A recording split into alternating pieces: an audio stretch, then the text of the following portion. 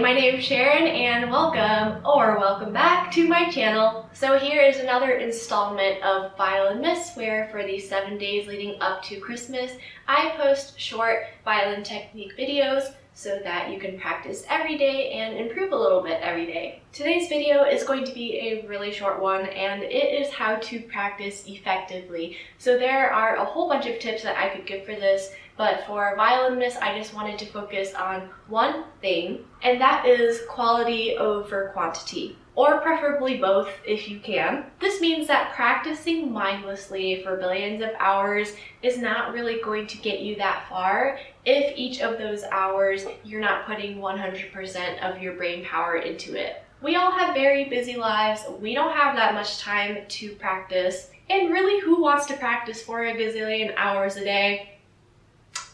Not this girl. So how should you practice then? How do you practice in a smart way? And the key is self-awareness. The answer is to always be questioning yourself while you are playing. I'm going to demonstrate what I mean by self-awareness. Something sounds off about that D. Does it sound off to you? It sounds off to me. So let's figure out what is the problem. Instead of playing this D over and over again the wrong way, and then hoping the next time you play it it's going to be right, let's stop and take a moment and think, what exactly makes this D wrong? Why does it sound so off? Alright, so this is the D. Now, it sounds out of tune. At the highest level, what's wrong with it is that intonation is off. So that means it's either too high or too low. Now, let's make a scientific theory. So let's go back into middle school, or if you're in middle school right now, you might have learned about the scientific theory. So you make a hypothesis and then you test the hypothesis. Let's make a hypothesis that this D is too low. Okay, that's my scientific hypothesis. Let's test it. If I believe that it's too low, then I'm going to, the next time I play it, make it higher. So let's move our finger up a little bit, up on the fingerboard, to make a higher D.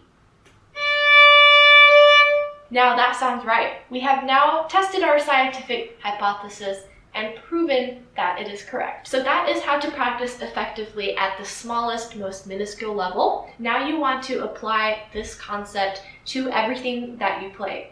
So it's not just intonation, but you can apply it to phrasing as well. So you can play a phrase and you can be like, that phrase didn't quite come out the way that I wanted it to. For example, this phrase, I want it to sound more romantic, but it sounds too classical right now. So how can I make it sound more romantic? Well, if I use more romantic slides, maybe it'll sound more romantic. So then you play it again, test your hypothesis, and if it doesn't work out the way that you want it to, then make a new hypothesis and test that one.